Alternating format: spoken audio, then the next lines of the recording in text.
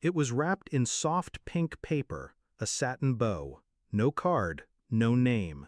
But I knew the handwriting on the label, my mother's. Precise, passive-aggressive cursive. To my daughter, with love. I hadn't spoken to them in over a year. Still, a part of me wanted to believe they'd changed, that maybe they'd finally seen me. That hope died the second Michael whispered, "Don't open it." I turned. His face was pale, hands clenched. "Why not?"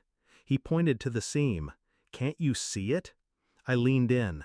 The paper bulged slightly at one end. The tape was crooked, too neat to be careless, too subtle to be innocent. Then I saw it, a tiny wire tucked into the fold. My stomach dropped.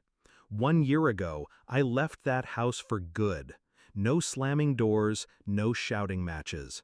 Just quiet understanding that they never loved me for me, only for control. When I married Michael, they called it betrayal. When I started therapy, they called it rebellion. When I cut ties, they called it temporary. I knew better. I just didn't know how far they'd go. It started with little things: credit card fraud, emails accidentally CC'd to my boss, a forged letter sent to my therapist claiming I was a danger to myself. But this? This was new. This wasn't sabotage. It was a message. Michael didn't panic. He rarely does. He stood still, watching me process it. Then he said, "You need to call them now." No, I need to call someone else. 28 minutes later, the unmarked sedan arrived. 2 officers, calm but alert. Bomb squad followed, discreet, efficient. They scanned the package, confirmed our suspicion. Inside wasn't a bomb, not in the traditional sense. But it was rigged. A tracking device, a listening chip, a cocktail of sedatives sealed inside a false bottom, designed to disperse if opened too fast. Gift box my ass. The officers asked who sent it. I handed them the box label. I didn't cry, didn't flinch, just said, "That's my mother's handwriting." 3 weeks ago, I got a call, blocked number. I let it go to voicemail. It was her voice. "I know you think you're strong now, but we still know who you are, and we know what you're hiding." That was her way. Threats veiled as concern. Love laced with poison.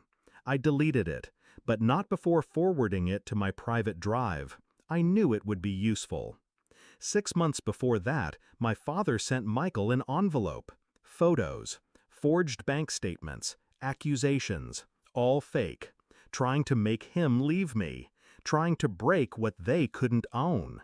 He didn't leave. Instead, he looked me in the eye and said, "We fight back, but smart." So we did. I built a file. Every message, every forged document, every call. I had phone records, GPS pings, even camera footage from a neighbor's Ring doorbell showing my mother slipping a letter into our mailbox at 3 a.m. We never used it, until now. The moment the police confirmed the tracking device, I opened the folder, gave them the flash drive, the statements, the timeline. They didn't say much, just nodded, but I saw it in their eyes. This wasn't a prank, it was escalation. Later that night, while Michael made tea, I sat alone on the couch. The pink wrapping sat in an evidence bag near the door. It still smelled like lavender. That was my mother's scent. She used to spray it on my pillows when I was little. Now, she used it to hide malice.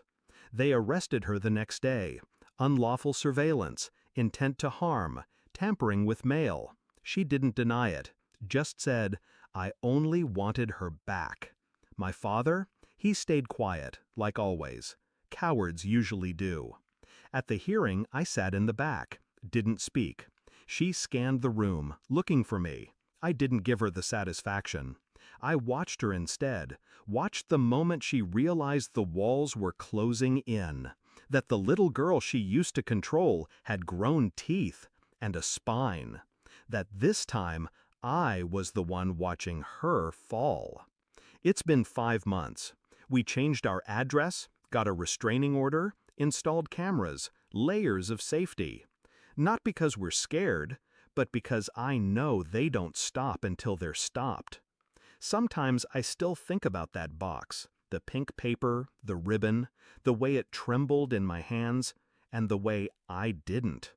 I didn't scream, didn't plead, didn't ask why. I knew why. Because power, to people like them, isn't love. It's ownership.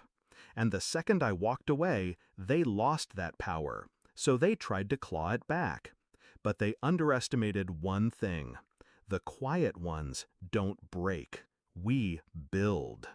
That box was never meant to be opened. It was meant to scare me. But all it did was prove I was right. I didn't open it. I opened everything else instead. Files, truth, consequences.